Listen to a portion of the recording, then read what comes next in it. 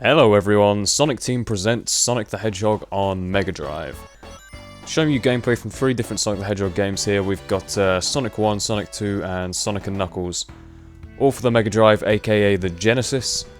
My original plan was to do 3 from the Master System and 3 from the Mega Drive, but due to reasons unknown, my Master System is completely fucked up and it will not play anything for more than about a minute without crashing. So that idea pretty soon went out the window, and I figured, you know what? I'll just show full levels instead of little clips, and I'll show 1 level from each game here. So I think we've got Marble Zone here, we got a bit of Chemical Plant Zone on Sonic 2, and then Mushroom Hill Zone on Sonic & Knuckles. I kind of figured I'd show what represents the game most to me, like if I think of the game, the first level you think of is Marble Zone for Sonic 1, and the same for the others. And actually my cat is looking at me here, he's sleeping on my bed, and he's looking at me thinking I'm talking to him, and actually he's trying to get to sleep, so he's getting really pissed off. But I'll just ignore him because he's a cat, and I'm a human, so therefore I'm higher up in the food chain, as it were. Not that I'm going to eat him, but anyways, yeah, Sonic the Hedgehog. If you've never played a Sonic game in your life, then I highly suggest you do. Not because I'm gonna, like, beat you up or something if you don't, but what I would say is a classic game, absolute classic, and you can pretty much find a Sonic game anywhere. Aside from all the newer ones, you know, the ones on the GameCube and the Wii, and I'm not gonna knock any of those games because there are some good ones, of course, but I'm just saying I prefer the older ones, and that's what I'm talking about here. What I mean is, in terms of these original ones, the 2D ones, you can probably find a version of them anywhere on the internet, a Flash version. You can even just get a ROM and an emulator. But I actually recorded this on the original console itself because I wanted authenticity, and you know, it's always good to get that big old chunky Mega Drive controller. It's like a brick, but it's a glorious, smooth and sexy brick. So yeah, anyways, Sonic, the reason I chose this in particular, these 3 games, was because I figured with the In Retrospect series, the view count per video is going to be highly dependent on which games are chosen. And it's not as if I get caught up in the view count specifically, it's not something I'm too concerned about. As long as people are enjoying it, that's pretty much all that matters. But my thinking is, I want to appeal to as many people as I possibly can in each video, so by choosing Sonic, I figure most people have seen it at some point in their lives and can relate to it, so I thought that was a pretty good choice. And even though there's not really much to say about Sonic, I do like it a lot, so I can easily talk about it. So, go through the basic mechanics of the game for anyone who has for some reason never played it. You play Sonic, who is a blue hedgehog. Why blue? Who cares? But essentially you're a hedgehog who can run really fast, and you're going through levels which are divided into zones. This is Chemical Plant Zone, as I mentioned.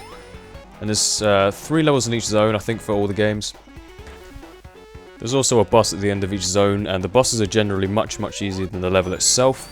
You'll see at the end there's a Sonic & Knuckles boss where I literally just stand underneath him and keep jumping. Because I got the flame shield, so I'm immune to his flame jet thingies.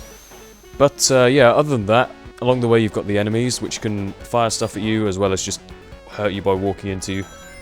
And also little pickups on the way. For example, there's a super fast running pickup where if you get it, essentially there's some areas in the game where you can literally just get it and then go up a ramp and just fly to the end of the level, literally. But by the way, this bit here is really scary when you're a kid and you're playing through it for the first time.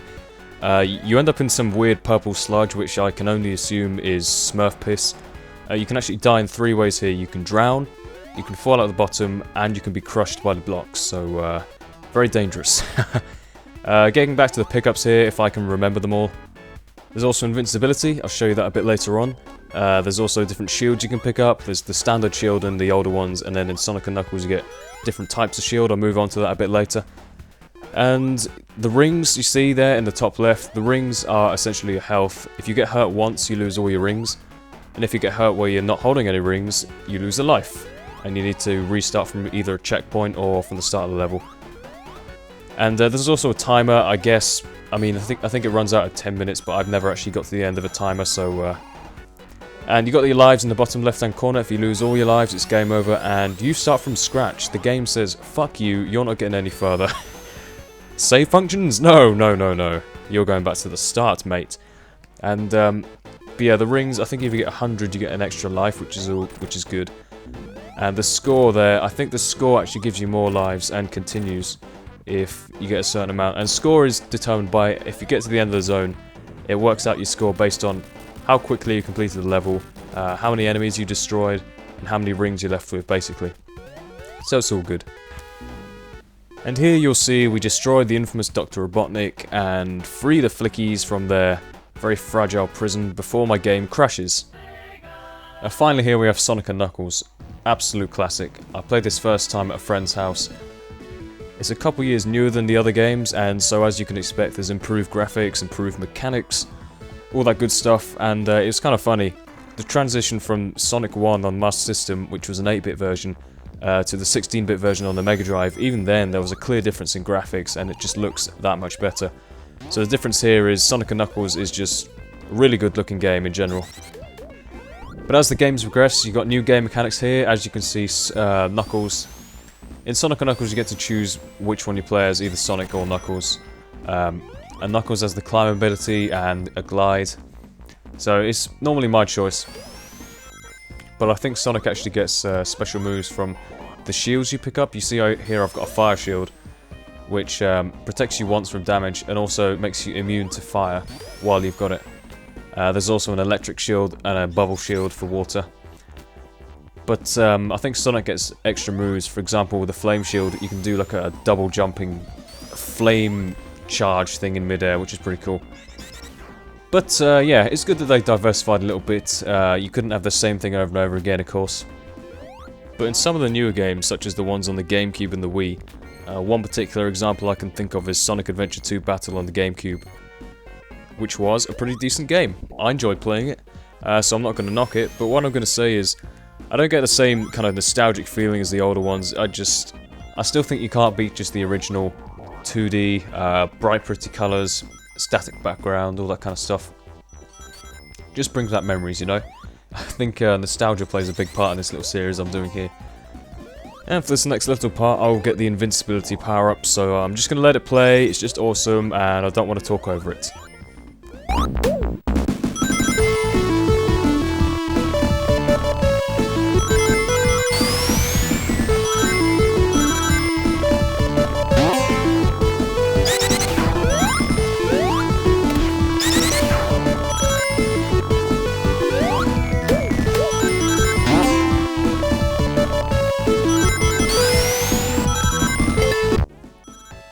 Absolute classic music and could not be ruined by my voice.